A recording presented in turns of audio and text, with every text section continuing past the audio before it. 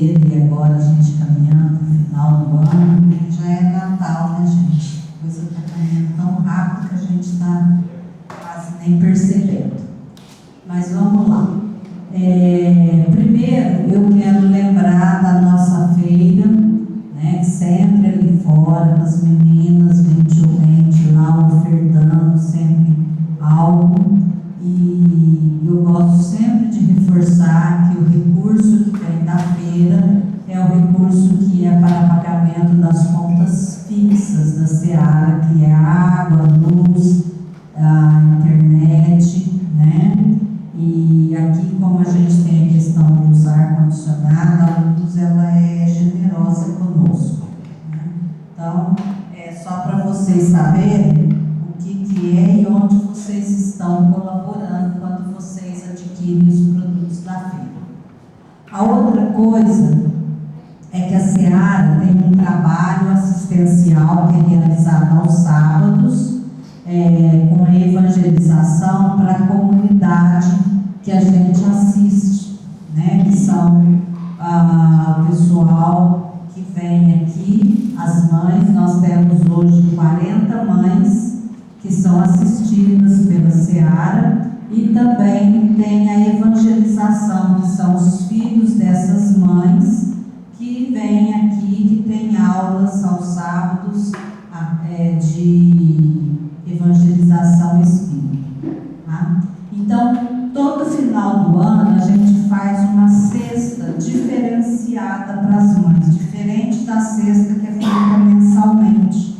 É uma cesta um pouquinho melhor, né? Que vem aí, às vezes, quando a gente consegue com frango, um panetone, algo mais para aquelas que, principalmente, que têm vindo aqui anualmente, todos os meses, né? No trabalho é feita uma palestra, trazendo para elas vários temas durante o ano, e no final do ano a gente faz essa cesta um pouquinho melhor. Além disso, a gente também tem as nossas crianças da evangelização, que todo final do ano a gente faz uma sacolinha de Natal para essas crianças. A sacolinha, ela vem uma roupa nova, ela vem um calçado novo, para os pequenininhos um brinquedo, para os maiorzinhos uma cuequinha para os meninos, uma calcinha para as meninas e coisas assim, coisinha para o cabelo, algo que possa também trazer para essas crianças e esses jovenzinhos que frequentam aqui ao sábado, né, um aconchego melhor no Natal. E para isso a gente está fazendo a nossa campanha da massa, para que a gente possa adquirir os recursos para poder comprar. A sacolinha das crianças a gente distribui e cada um faz. Agora, para a festa das crianças, no dia que eles vêm, que é entregue, a gente tem até o Papai Noel, né, que vem, e para a entrega dessas sacolinhas a gente faz uma festa, e essa festa tem alimentos, refrigerante.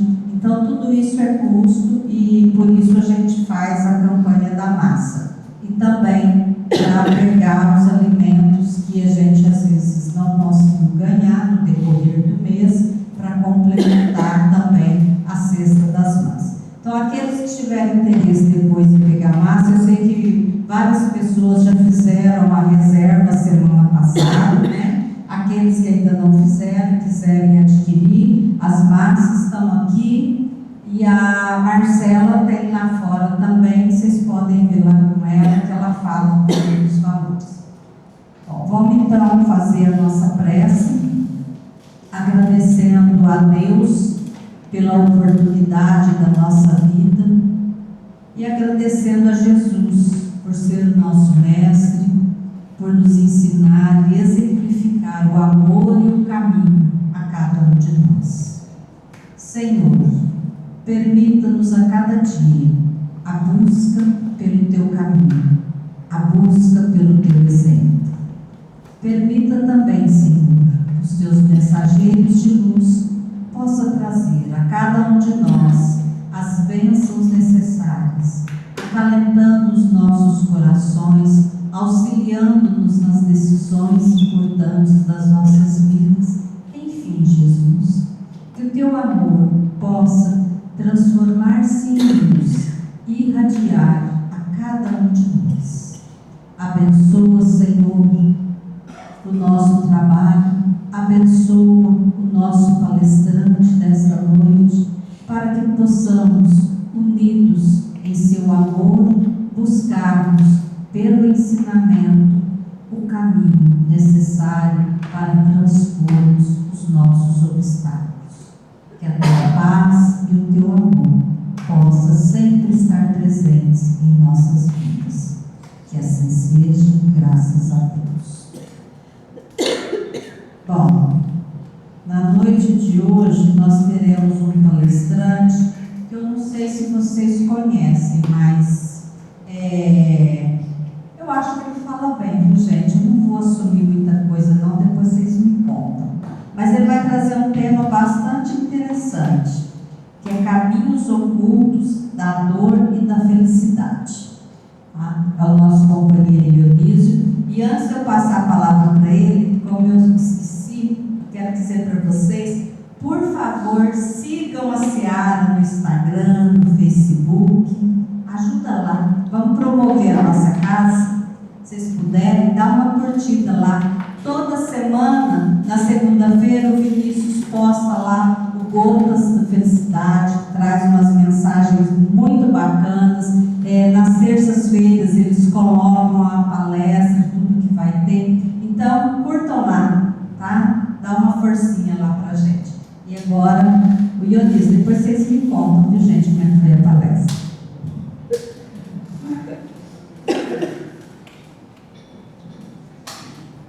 Boa noite para todos.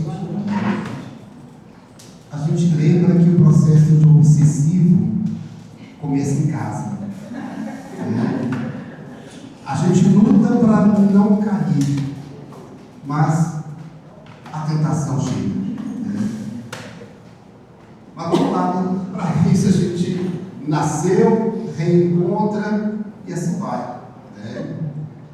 E tem gente que faz projeto para voltar na reencarnação a mesma pessoa. É assim. Isso que é bem sofrido. Eu falo assim porque eu brinco com o Tadeu, porque o Tadeu é um grande amigo que a gente tem. E apesar de ser chato, a gente. Mas vou contar para vocês até falar da questão de sofrimento.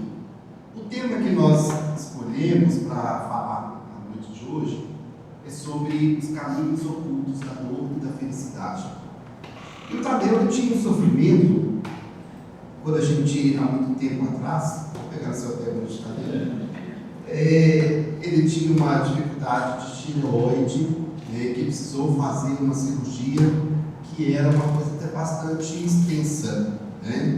E ficamos muito preocupados com tudo isso, mas foi uma cirurgia de sucesso, com o Dr. Gerson.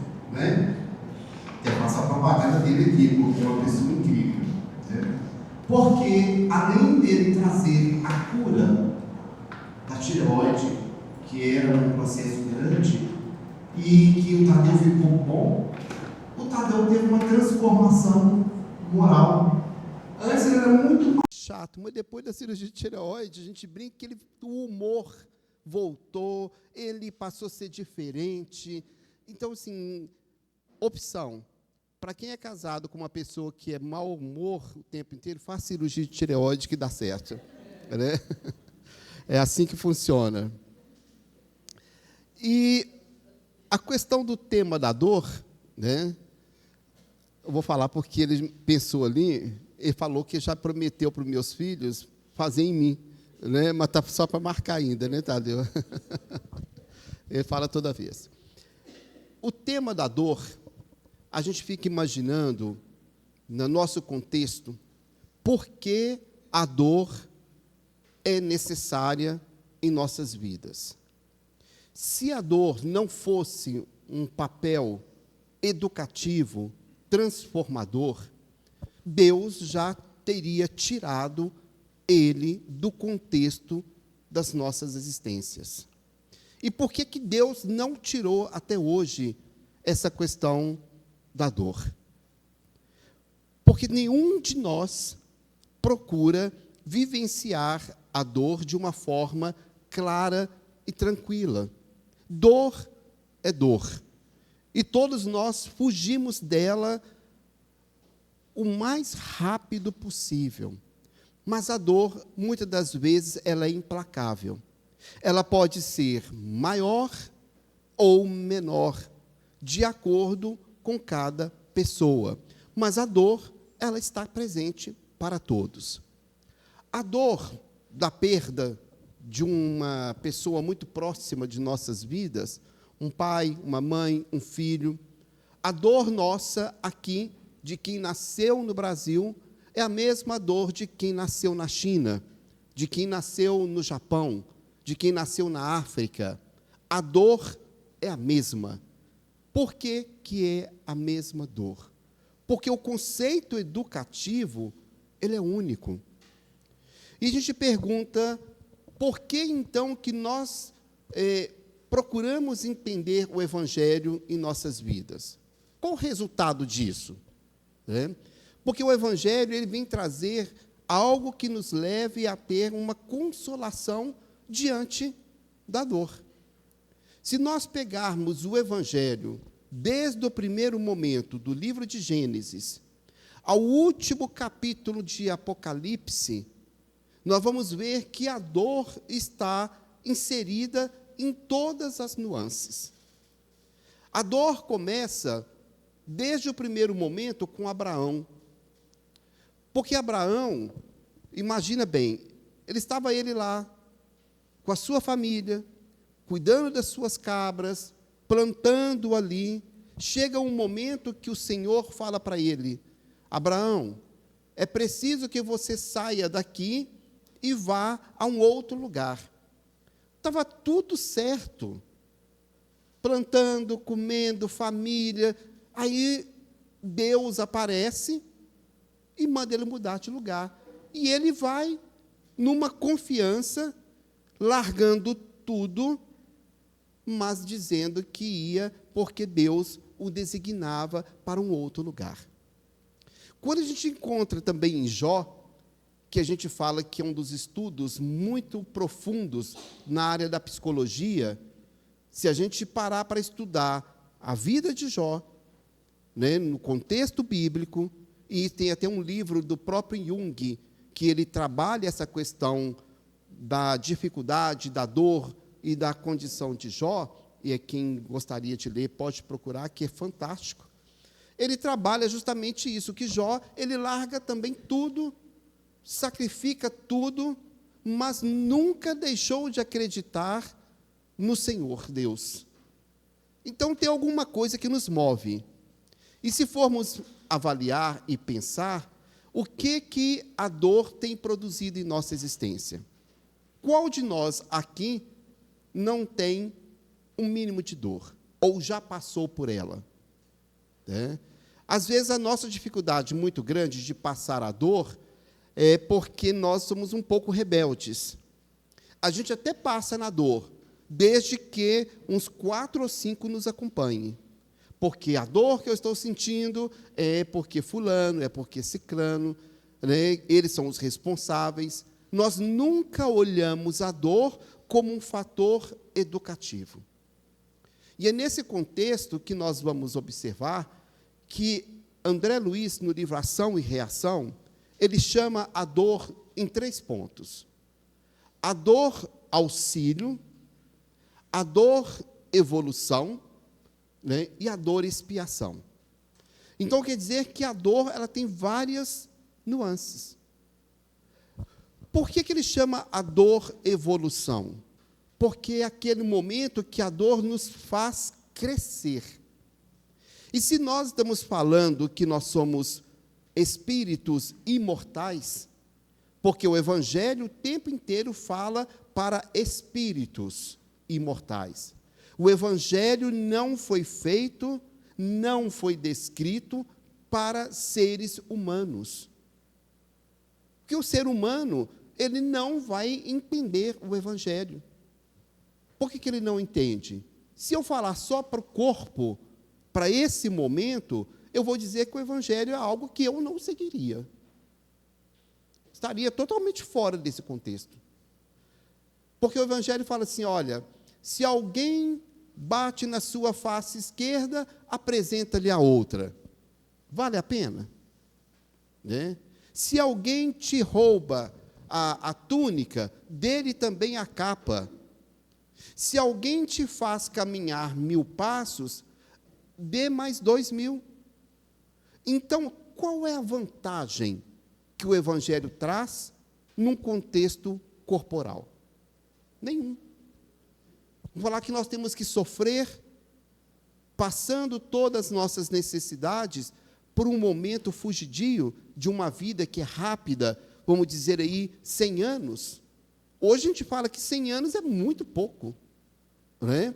Antigamente, se a gente olhar o contexto histórico, os homens, as mulheres com 40, 50 anos eram pessoas idosas. Né? Hoje, nós temos pessoas com 80, 90, altamente produtivos. Então, nós viemos mudando uma visão. E a dor, ela sempre bate à nossa porta, sabendo que há dores que nós procuramos por conta própria. Há dores que nós não temos que passar.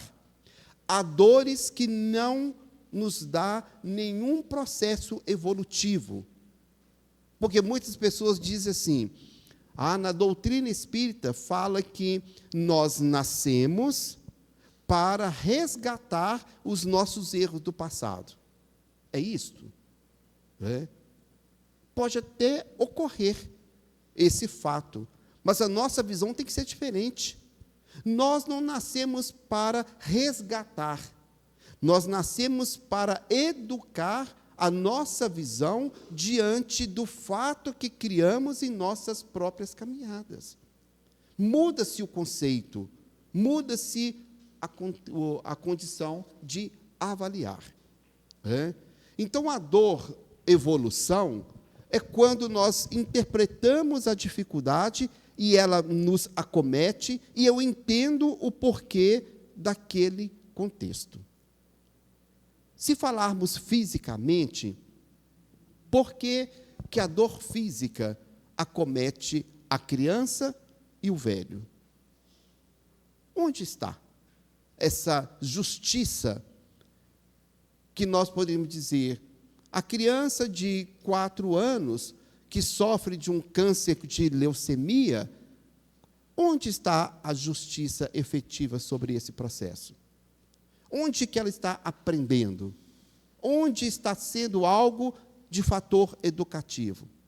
Que como nós olhamos apenas esse contexto atual, a gente não olha que nós somos momentos transitórios de várias vidas. O interessante é que Deus nos deu uma vida e várias existências. É uma vida só. Quando Ele te criou na mesma condição, e a gente vê isso, falando assim, mas como que Ele me criou? Por que Ele não me criou perfeito? Perfeito Ele criou. A única diferença é que Ele colocou a possibilidade de você descobrir as suas potencialidades. Ele não deu tudo de bandeja. Nós precisamos entender. E haja vista que nós estamos melhorando a cada dia que passa.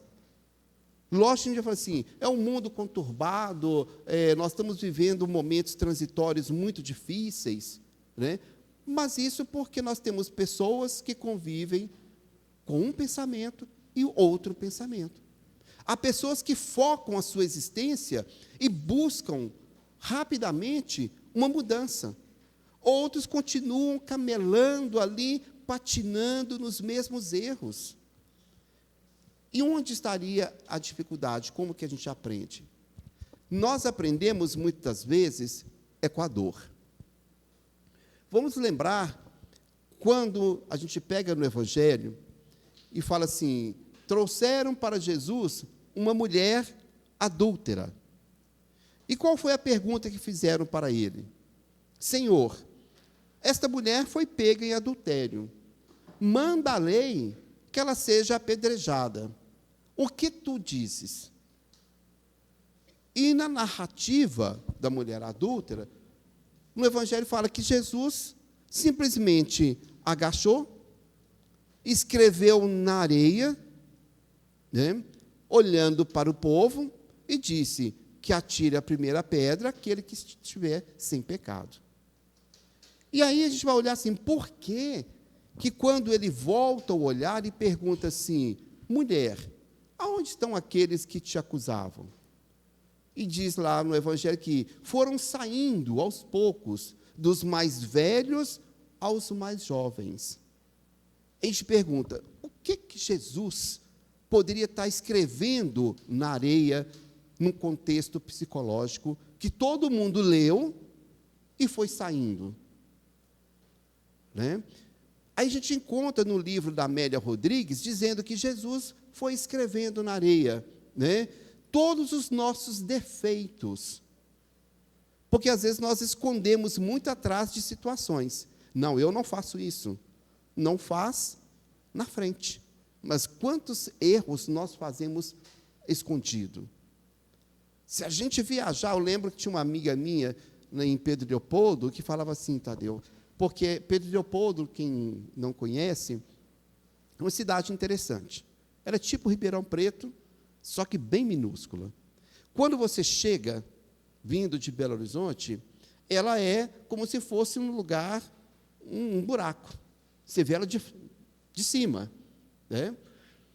E a minha amiga falava assim, olha, toda vez que a gente vai para Belo Horizonte, a gente tinha que sair de Leopoldo, pegava o trevo e subia e pegava a estrada. Ela falou assim, olha, passou do trevo, a gente é outra pessoa.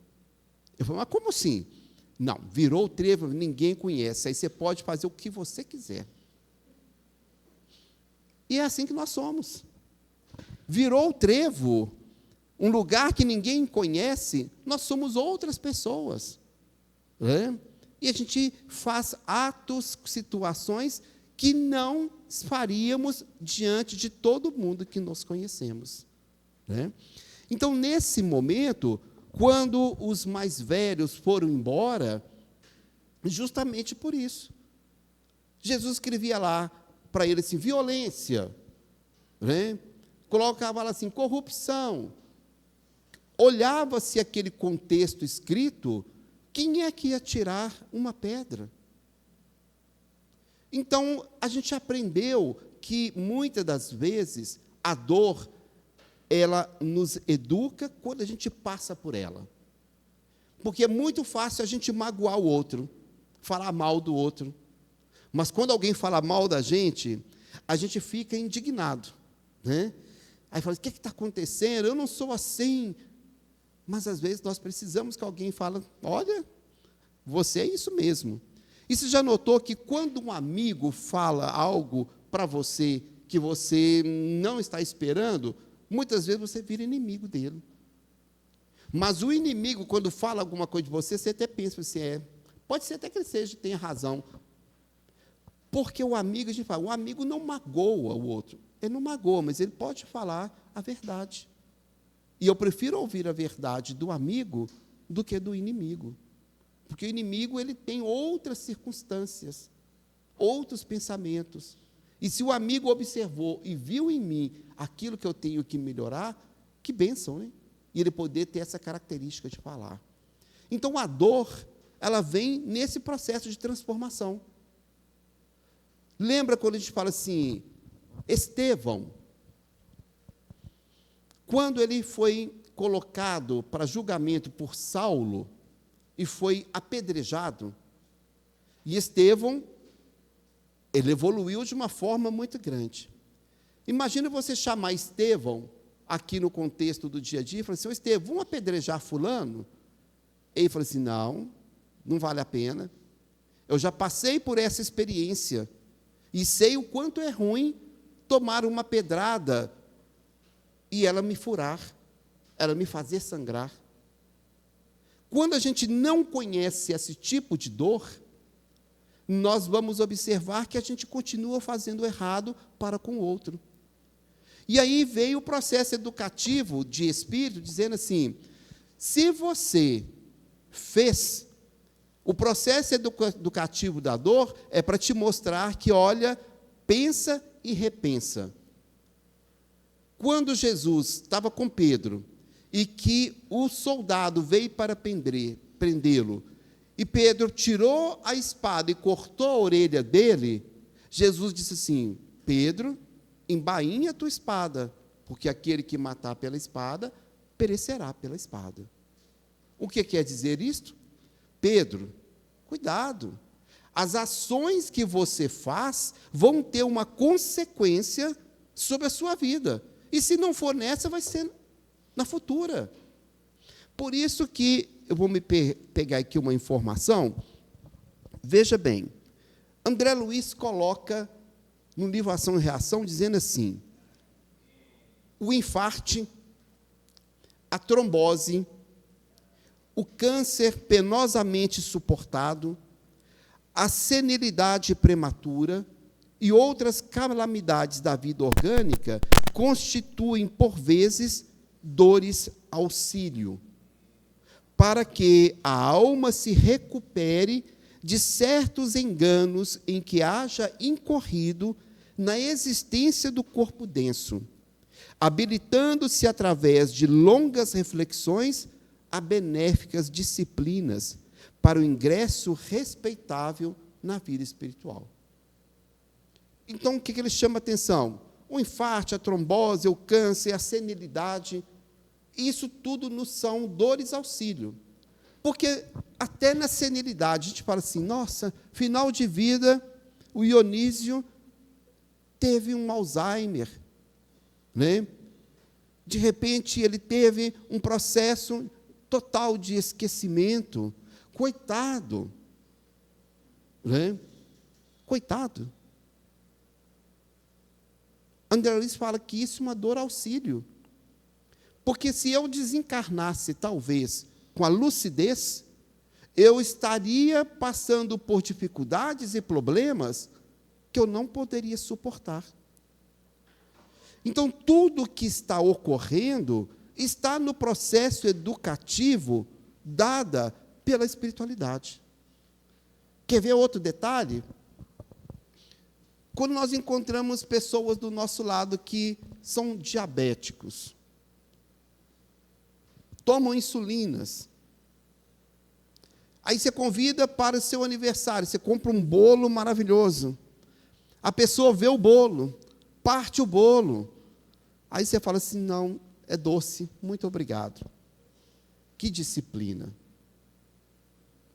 É processo educativo. Por que será que nós estamos passando por esse processo educativo? De ter a condição de falar assim, isso não é bom para mim? Lembrando as questões espirituais, é lógico que nós criamos situações do passado que geraram dificuldades no meu órgão físico, que produz, talvez, a insulina, o controle do açúcar. Onde que lesou? Pelas minhas atitudes anteriores. Aí nós temos hoje, logicamente, a medicina, né, com grande capacidade, e a medicina foi permitida por Deus, haja vista que nós melhoramos muito. Eu fico imaginando, assim, quando nós vivemos da vida passada, há 200 anos atrás, e tínhamos que fazer uma cirurgia sem anestesia, qual que era a anestesia?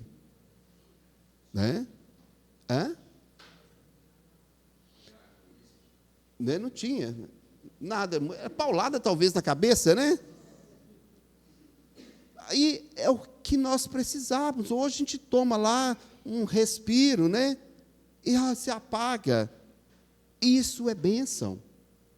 E às vezes nós criamos situações do passado, e eu vou lembrar aqui de Jesus Gonçalves.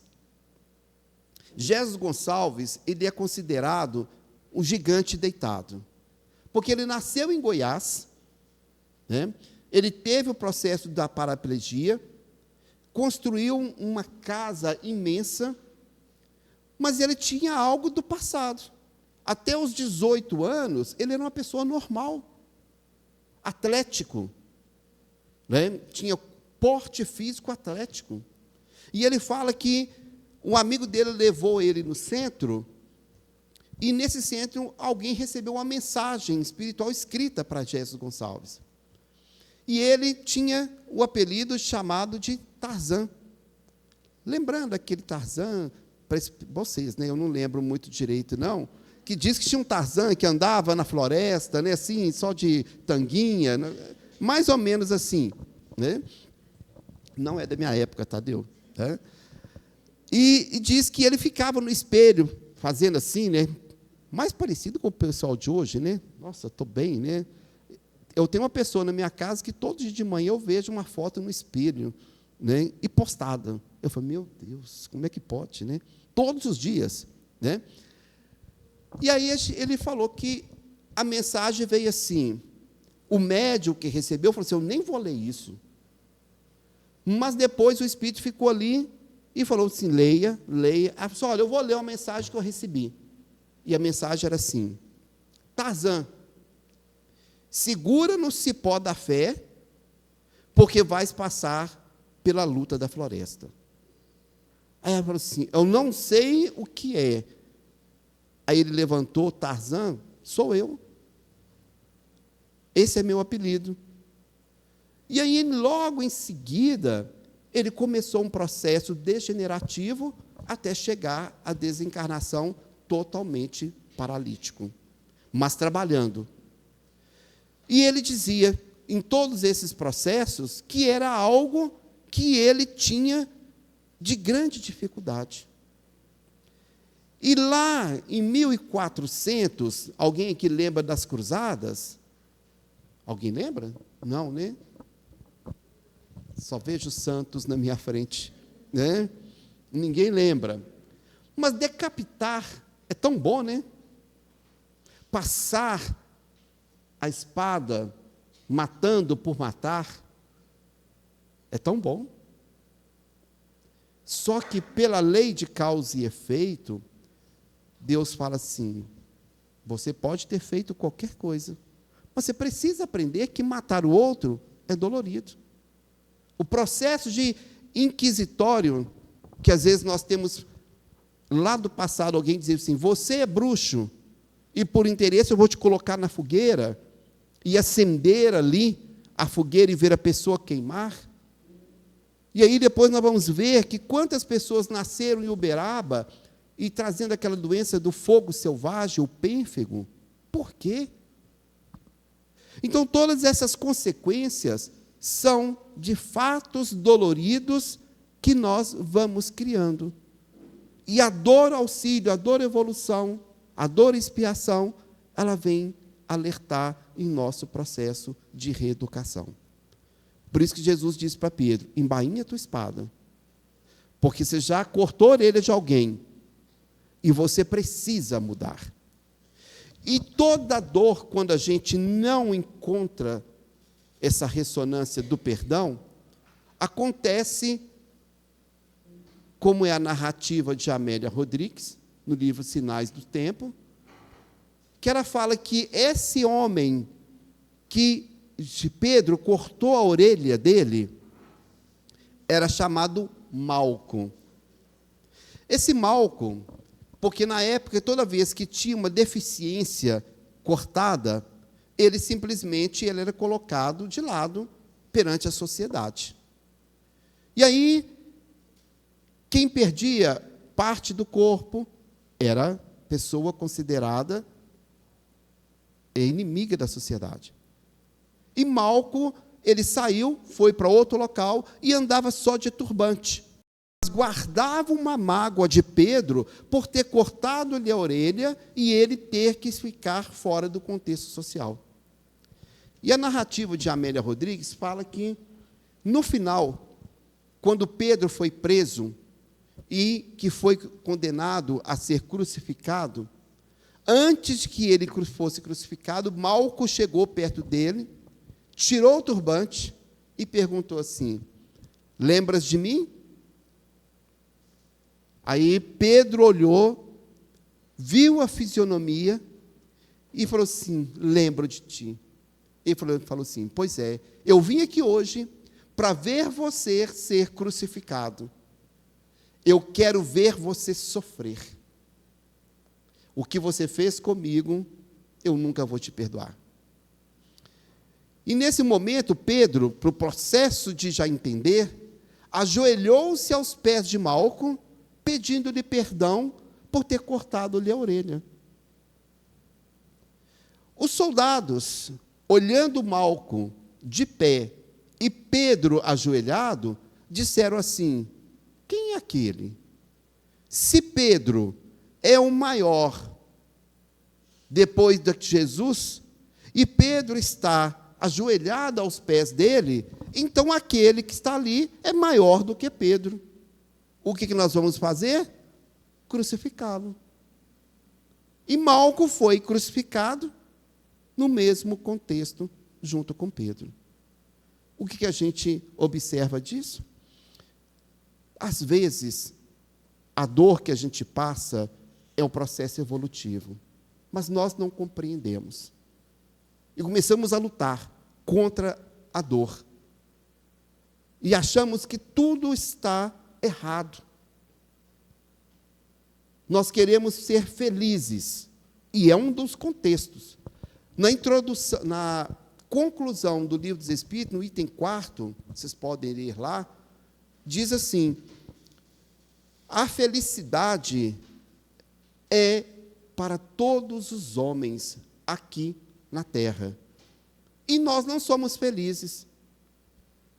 Por que nós não somos? Assim como a dor é da lei divina, a felicidade também está na lei divina. Mas nós paramos apenas na dor e não pensamos nas condições maiores. Porque felicidade depende muito de como você encara a sua existência. Se perguntarmos aqui, estamos todos aqui, somos felizes? Eu acho que somos. Estamos vivos, né? Estamos aqui podendo falar, podendo ouvir, vamos receber um passe, saímos de casa, vamos voltar para casa. Então, isso é felicidade. Temos a pessoa do nosso lado, mesmo que não seja muito bom nele, mas tem a gente do lado, é um parceiro, né? E, às vezes, a gente quer um outro parceiro, mas é esse que calça o pé, é o número seu. Hoje, amigo, hein? Né? E, às vezes, a gente começa a reclamar, e queremos trocar. Sabe aqueles momentos que a gente quer trocar o parceiro por nada, porque achamos que a felicidade está no outro, e sempre que nós que não estamos bem? É isso que acontece. Então, nós precisamos rever que, na vida, as condições ocultas da felicidade está em você encontrar dentro de ti o ponto central da felicidade. Ninguém vai te dar. Ninguém vai dar, se você não encontrar em você mesmo a possibilidade desse reencontro. Né? E, para a gente finalizar, a gente tem uma oração de Emmanuel, que chama Oração Nossa. Essa oração nossa, Emmanuel coloca assim: Senhor, ensina-nos a orar sem esquecer o trabalho. Primeiro passo, trabalho. Porque nada se constrói sem trabalho. Nada. Até a nossa evolução, para chegar bem no plano espiritual, tem que ter trabalho. A gente fala assim: se eu morrer amanhã, será que eu vou ser recebido bem no plano espiritual? Depende. Cá entre nós, a gente encontra muito dentro do centro espírita alguém falando assim: mamãe morreu. Ela está bem, né? Como se a gente soubesse. Né?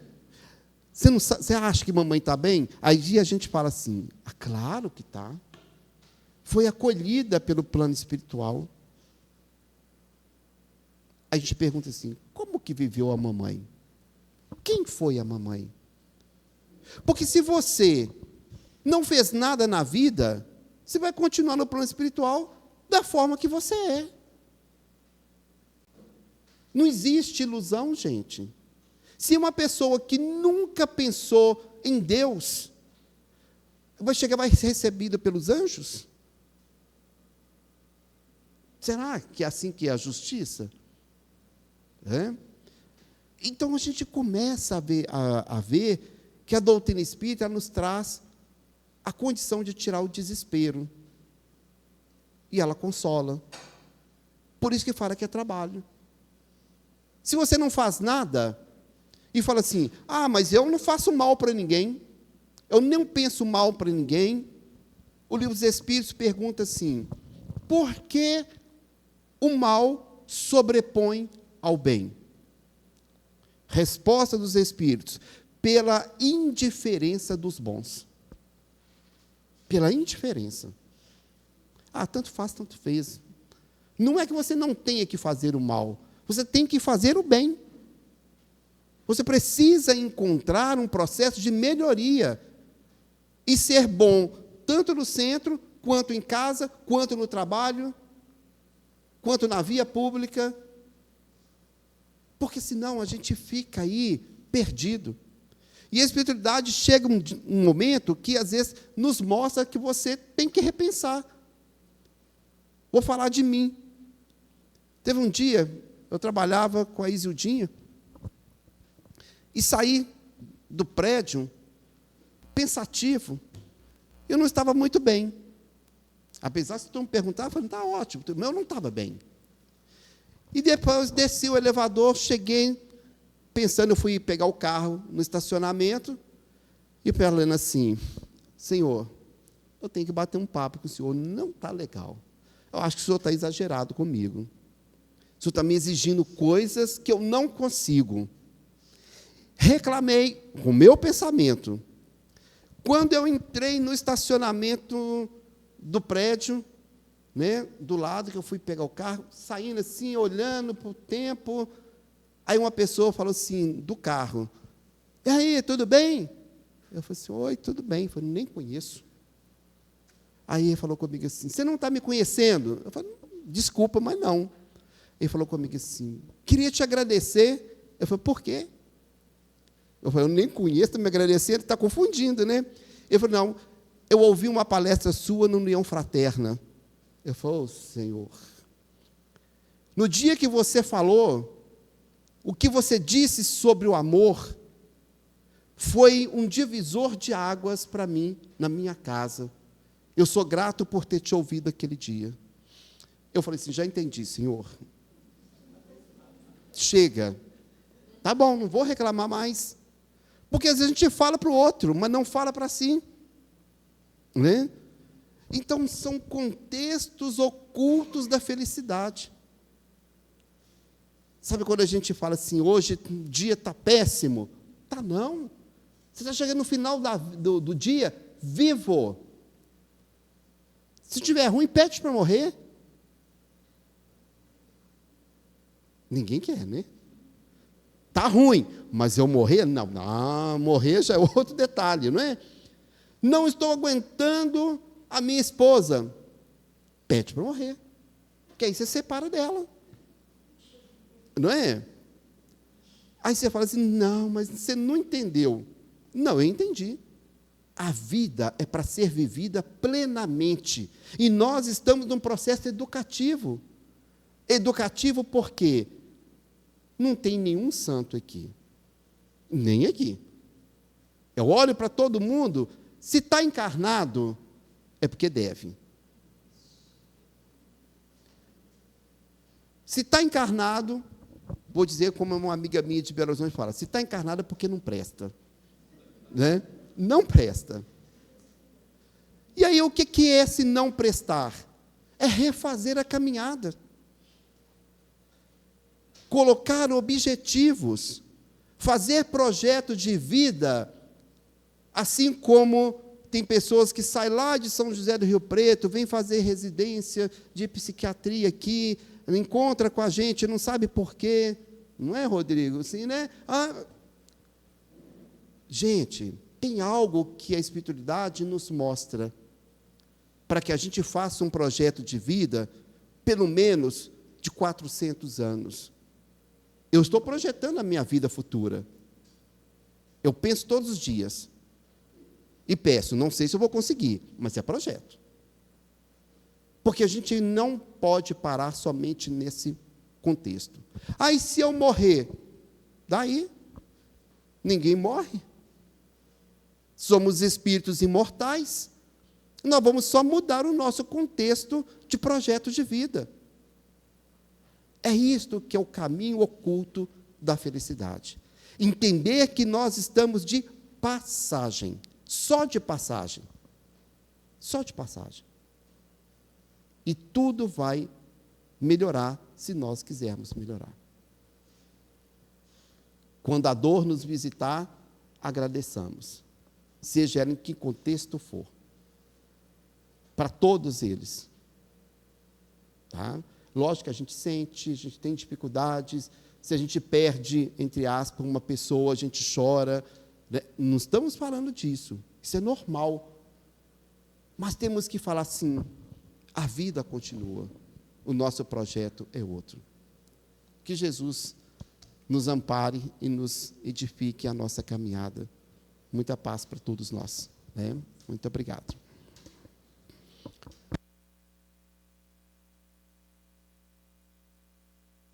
Vou só falar assim, Vinícius, ok? Hoje nós não estamos transmitindo, porque nós estamos com algum problema